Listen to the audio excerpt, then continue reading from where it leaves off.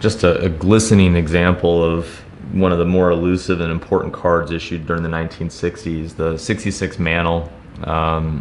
It's one of these cards that is just so hard to find really, really nice. It's not rare per se, you know, given the production quantities of the 60s. I mean, all trading cards are rare, but it's not the scarcity. But from a condition perspective, the 66 Topps is just a really hard card. Centering and print predominantly are just plaguing this issue with the full, with the black background. Oftentimes what you have is minor print flaws, flecks and specks that sort of mar the surfaces and, you know, oftentimes prevent a lot of them from grading high.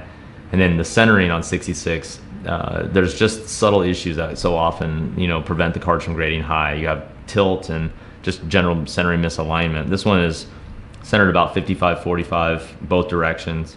The print and surfaces are absolutely phenomenal, and the card stock is undeniably mint condition in our opinion.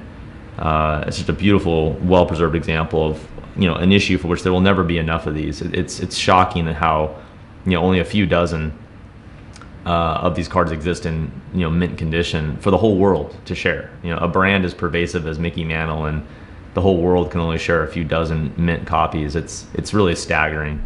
Vintage remains so undervalued, especially compared to the rise in values for modern cards and what some of them are being valued at. It's staggering to think that you can still buy a card like this for, you know, barely 5 figures. It's awfully tempting from an investment perspective to create positions in vintage. And you see all 4 corners are very well preserved, front and back. Everything is where it should be.